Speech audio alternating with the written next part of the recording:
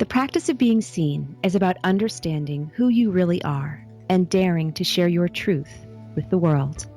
This is a conversation with and for seekers, creators, and holders of transformation. We believe that stories shape relationships, and relationships shape stories. This is Rebecca Wong, relationship therapist and founder of Connectfulness. And this is Marisa Gowdy, writer and storytelling coach for healers. And this is the practice of being seen.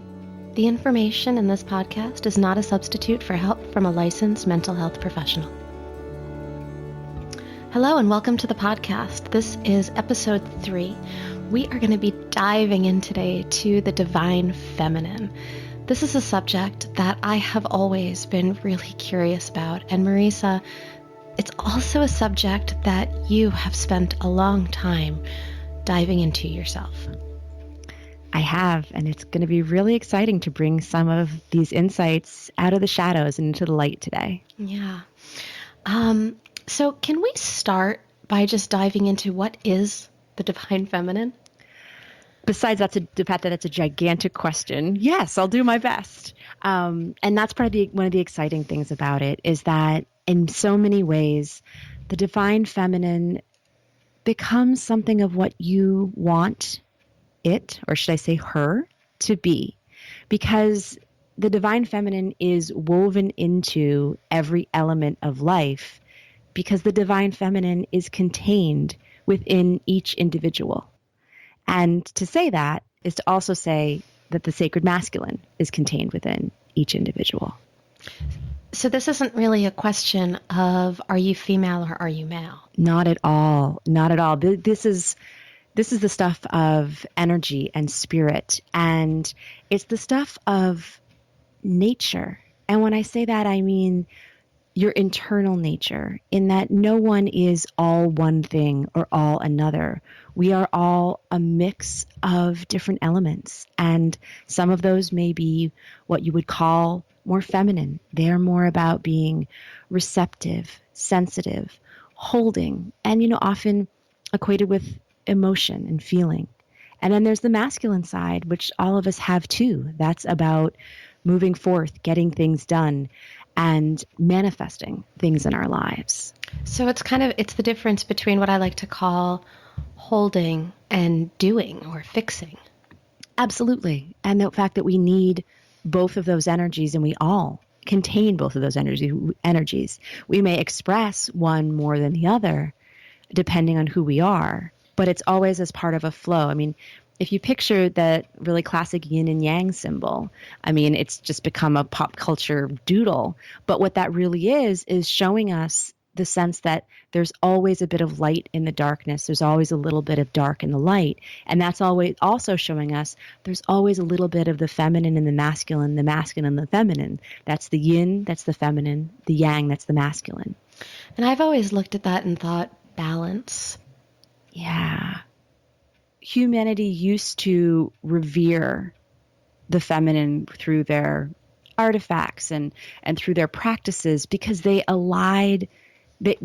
saw the connection between Mother Earth and the divine feminine.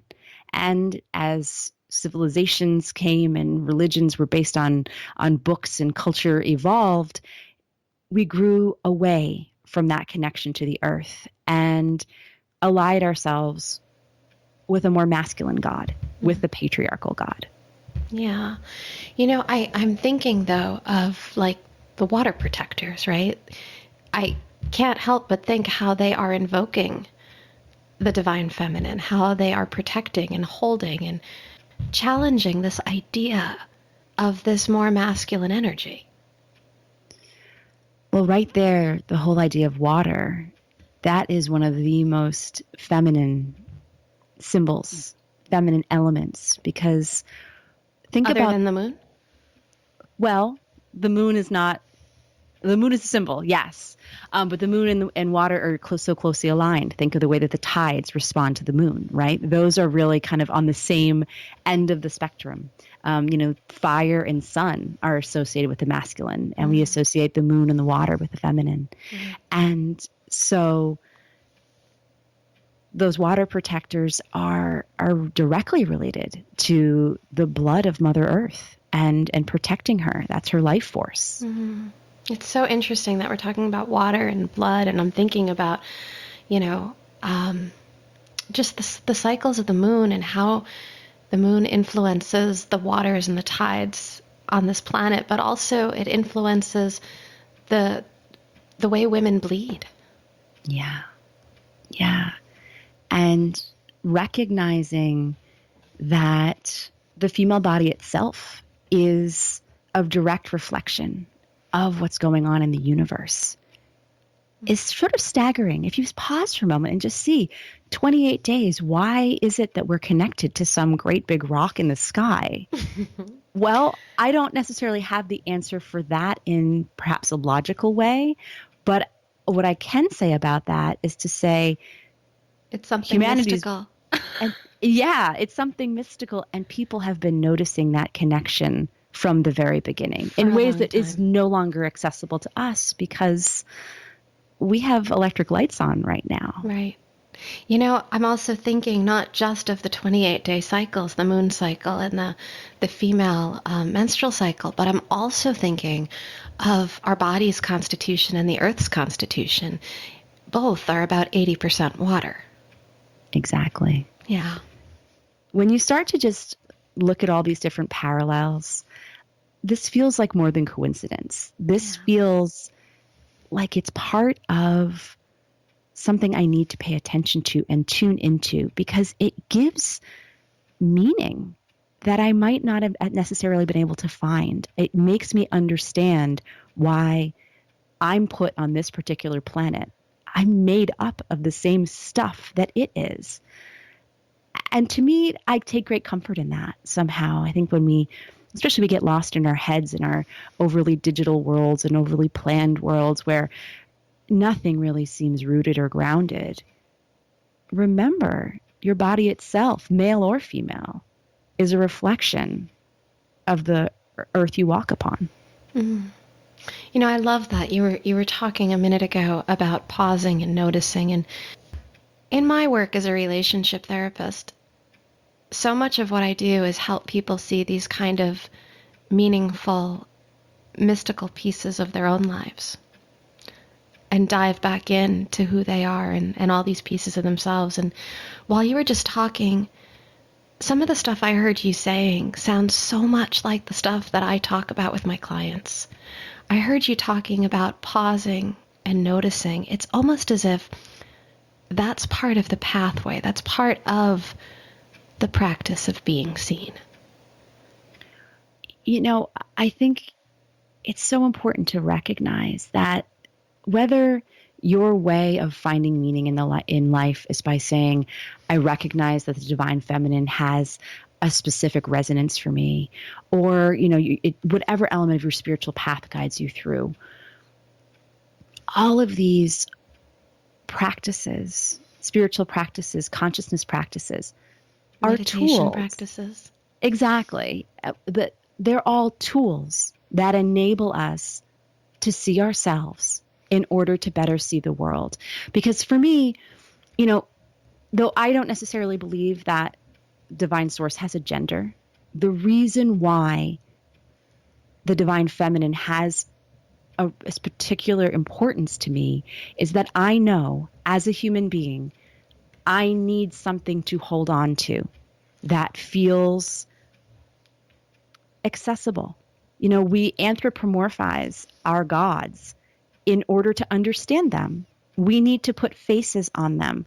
Perhaps we need to give them breasts and wombs and bellies and see them as beings that give birth. Because certainly I'll tell you, in the middle of giving birth in my house, did I call out to the goddess and just need to imagine that she had been through something a lot like this? I certainly did. You're bringing me somewhere else, and I wonder if I can bring you there with me. I'm hearing you talk about this power, right? And the embracing of this and how it holds you and it gives you some meaning and it makes you feel safer in darker times, like in the middle of giving birth. And I'm also thinking of, all of us, we are all born at some point and we all die at some point. And so there's light in the middle, but the rest of our time is in dark, right? Where we come from dark, we leave to dark. And so as we're talking about this dance between the masculine and the feminine, I'm also hearing this dance between the light and the shadow. Yes. Yes. When we start to get into talking about these two different sides, there's a whole host of symbols. You could, if you really wanted to, you could draw a line down the center of the page and list out the symbols that are related to each. We talked before about the sun and fire being the masculine, and the moon and the water being the feminine. And most importantly in there is that concept of the light and the shadow. And we were talking earlier about why was it that the feminine was erased from so many of our contemporary religions. And I think a lot of that is a fear and distrust of the shadow, and not wanting to go there, not being able to understand it, not being able to control it. Oh, talk more about that. Yeah, because contained within this idea of the divine feminine is the wild feminine. And that would be that which cannot be controlled or fully understood by society. And I think when we can tap into that and recognize, as women, as men, anyone, that there's an unbridled part of you that, imagine an untended garden. It goes wild when it rains enough and is sunny enough. That's oftentimes nature's default. And that's within all of us too. And I think there's a way of embracing the best of that and understanding the immense creative potential that can be within that sense of wildness. And also just think of a wolf baying at the moon. There's an urge in humanity sometimes just to go out and bay at the moon and connect to something really primal. The feminine allows that. On the flip side of that, there's this urge to control. Yes. Right? So, and it's to control that which we do not know. It's to control the unknown and the shadow. I mean, I'm thinking now of like witch trials throughout history. Yeah. What is it that we try to control? We try to control that which might subvert the organizing society. Mm-hmm. Because the thing about those in power, they want to stay in power, and they need structure in order to keep it that way. And this is not to say, oh, fling structure out the window. Who needs it? I'm going to embrace my feminine side and just, go run naked in the woods. Instead, it's an invitation to draw in some of that wildness, some of that unkemptness, because that line, well-behaved women rarely make history. There's truth. Sure, I do. It's a bumper sticker. I'm sure that a preeminent foremother has said it. I could not tell you exactly who, but well-behaved women rarely make history. Is a really interesting, and to me, that puts a whole new spin on this whole like nasty woman piece of our recent political campaigns. Yeah. Well, think about how much of our recent politics, there was a certain video that was about essentially putting a woman in her place. And think about the firestorm that took place around that. And the wild reactions, the social media memes that had all sorts of not suitable for work language about kitties. That was a chance for the wild feminine to rise up and, frankly, show that she was really pissed off and full of some righteous rage. Because that's the thing we need to think about here. The divine feminine is not always Aphrodite and the Virgin Mary. Sometimes it's Kali. It's a goddess that might be aligned with destruction. We need that too, because contained within the goddess is birth, it's motherhood, and it's death. The Celtic tradition gives us the triple goddess, and this concept of threes is certainly in other parts of religion as well, but contained within this is the maiden, the mother, and the crone. And that gives us a blueprint for our lives in so many ways. And it allows transition from one stage of life to another. It identifies the passages. Yes. And what do we have for that now? You know, a college diploma and Social Security? Like, it's not nearly as, I think, visceral as we're living in a pluralistic society that has left many rituals behind. Those have probably been forgotten.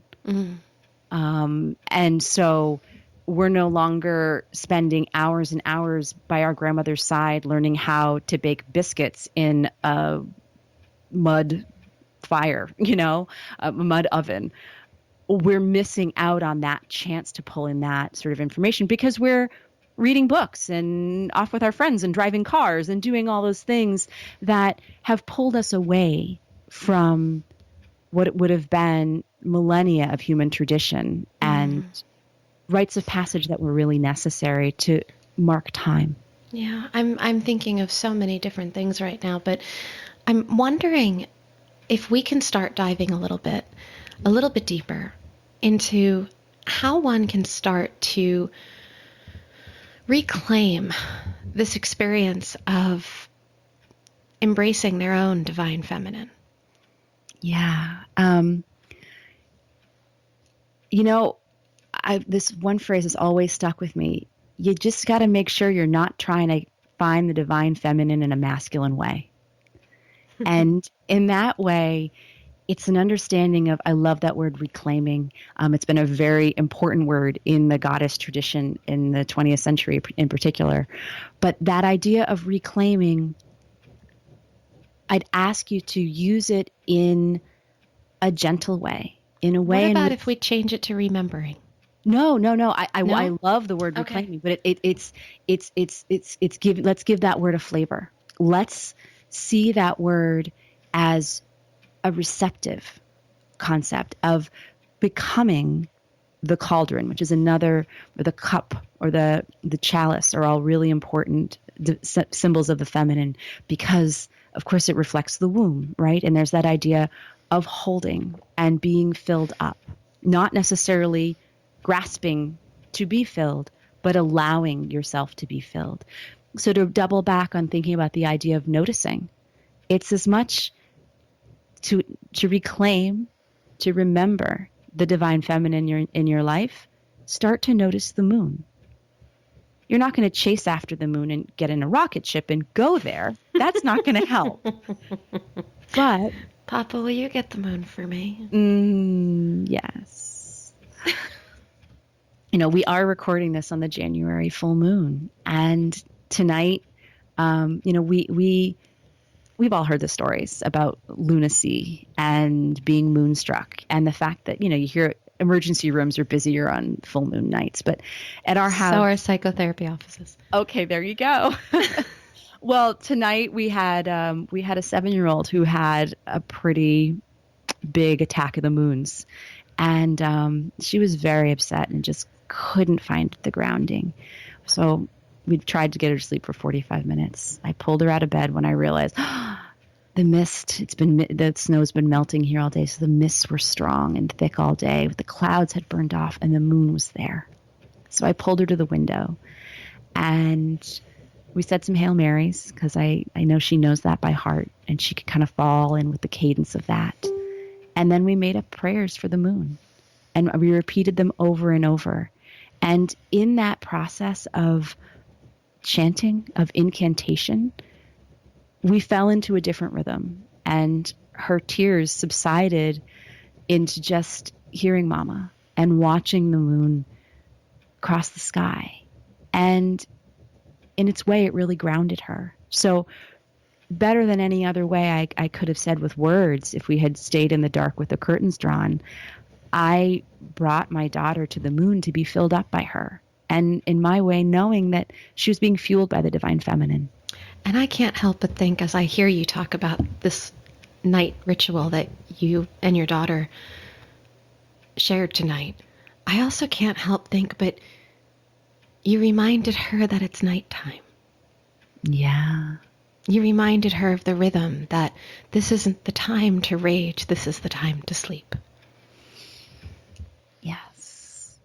Yes. I mean, so much of the work we do with the divine feminine is simply to reconnect to something larger than ourselves, to a truth that rings in the soul and that resonates in the body. I Because love that. we know these things in our bones. And that, again, if you're looking to somehow make the goddess part of your life or see the divine feminine in your daily existence, first remember, as you were using that word before, this is in your body and it's in your cellular memory of these ancestors that came thousands of years before. Marisa, I know I'm constantly on a quest to dive back in and remember all these different parts of my own divine feminine. I'm curious, though, could you guide us a little bit through your own story of how you've rediscovered these parts of yourself? I'd love to. It's not a story I get to tell all that often. And it started when I was 16 and probably before that. And it's interesting to think about rediscovering something when you're 16 years old. But I had, as I think I mentioned, I was raised a Catholic kid, would go to Mass every Sunday, and I would sit there and I was heartbroken. I would use this phrase all the time. I have the spirituality of a rock. And I didn't mean that in the sense of like, I am communing with the great Mother Earth and see myself reflected in her beautiful stones. Like, no, I really thought there was something wrong with me and that everyone else in that church seemed to get it and have grace just flowing on them. And I was just thinking, this is really just disappointing. And I did what kids do in the 90s when they were on a quest, and that would be go to Barnes and Noble. And there I discovered a book called The Mists of Avalon. And for those who don't know it, it's a novel written by Marion Zimmer Bradley, and it is a feminine retelling of the King Arthur story. You're going to have to go deeper. Okay, I can do that. So the super Cliff Notes version is that King Arthur is a mythic, maybe real king of Britain in the 5th century. And if you're somebody who has a thing for knights and wizards and perhaps a few dragons, these are the stories for you. But what these stories have, besides epic battles and intrigue, is that they have a place called Avalon, and they have priestesses. And the goddess has a role as surely as the masculine god has a role in the churches that have just recently sprung up around Britain. And when I encountered those stories, it was like coming home. Can you share the stories with us? Because I think there's many of us, myself included, and probably many listeners who are unfamiliar with these stories. The best thing I think I can do is take you with me to Avalon. We don't need plot lines. We need place. So imagine you're in a field somewhere in England. You're walking through your field. It's an ordinary day. But then the earth beneath your feet starts to change. Your feet start to sink in, and what was once a field becomes a bog. And what was once a warm, sunny day is filled with mist. And soon you can barely see your arms reached out in front of you. And you start to hear a sound. It's like a boat cutting through water, and you didn't even know there was a lake there. And you continue on until you see a blue-robed priestess stepping out of a little skiff. And she reaches her hand out for you. And she calls your name. And you know she wants you to go with her. And you've forgotten to be afraid. All you know is wonder. And all you know is you feel like you've been chosen. And so you climb into this boat with her. And you cannot figure out how she knows the way. Because as far as you know, there's nothing but thick white mist around you. But then it starts to brighten. What was white and gray becomes gold and silver until those mists fade and you see before you an orchard full of apples and a hill with a winding path that leads up to the top. And you don't know this place in anything other than stories you might have heard from your grandmother, whispered stories. But you know you're feeling something more powerful than you've ever experienced before. Because you found Avalon. You found the place where fairies seem to dwell. And you found magic, real magic. So that kind of had me hooked when I was 16. Pretty big transformation for a 16-year-old girl. Well, I mean, it took a while to graduate from delicious paperbacks to starting to say the way I've lived my life has begun to shift and change because I see the world in a new way and I understand myself in a new way.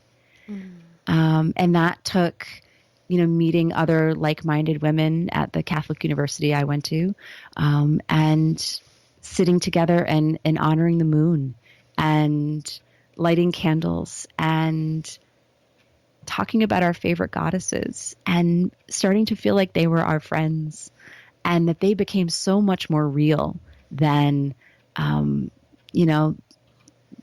guy at the church where all of the kids next door would be going to visit the next morning. And, so sisterhood is so powerful in this sense of reclaiming because so much can happen when you're sitting alone, diving into a book or writing into your ideas, but it becomes real when you recognize I'm not the only one who has this yearning to connect to something that feels like it's both outside myself and deep, deep in the core of who I am. So there's something about this idea then of this, like a supportive circle of women that helps you reconnect. Absolutely. I mean, I think as we've been hinting at what we know or may know of what life was before our modern ways, I think what we know for sure is that no human has ever existed on their own and that rituals were, or say, no, that human societies have always been organized around community and sharing everything from their faith to basic survival. And so it only makes sense that this path to the divine feminine is not a solitary one. It's one to create out of sisterhood. Held. It's one that's held by a sisterhood, I think. Mm-hmm. Yeah. Yeah. Yeah. And I know that's one of the reasons why you have this retreat coming up. Yeah. Yeah.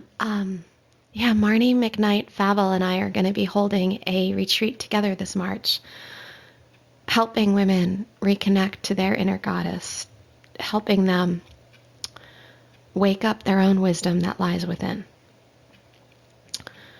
And I'm really excited for this. I'm excited for the deep transformations, for the opportunities to tune in, to dive into this feminine energy and to be held in this supportive circle of other women. Yeah. I think, just as you and I started talking about this topic, there was, um, so many stories of mine you didn't know. And I Yeah. think that's because women tend to hold this very close to their chests. They cradle it and keep it secret. And some things deserve to come out of the shadows and dance in the light with other like-souled friends, like-minded, like-hearted, like-souled friends. Yeah.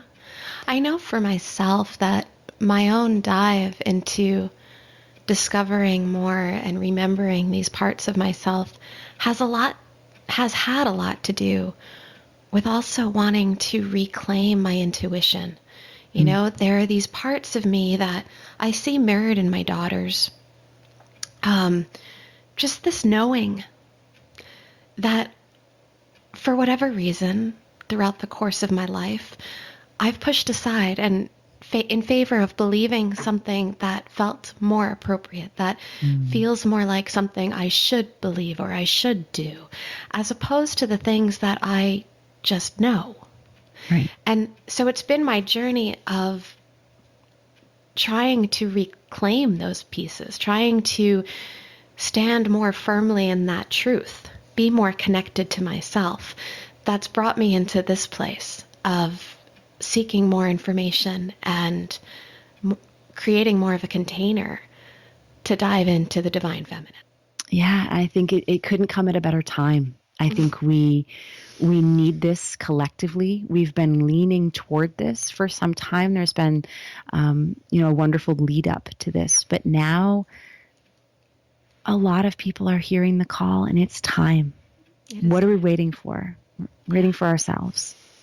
So we're going to hold this retreat in the middle of March, just as our seasons are about to shift as well, just as the earth is going to invite more growth again. As the goddess is waking up. Yeah. Feels divine. Ultimately, it's all divine. And when we can start to see that and start to breathe into that, we allow ourselves so much more freedom. And I think it's more than just ourselves, because we create this freedom for ourselves for sure, but also for the larger collective. This is how we make peace with the things that we're afraid of, and we make peace with the world we live in. That sounds like a perfect note to say farewell. It does. It really does. For more great content, check out practiceofbeingseen.com and spread the word by subscribing, rating, and reviewing the podcast. We'll be including the link to the Waking Wisdom Within retreat in our show notes. Music written and performed by Christopher Farris and produced at Kidney Stone Studio.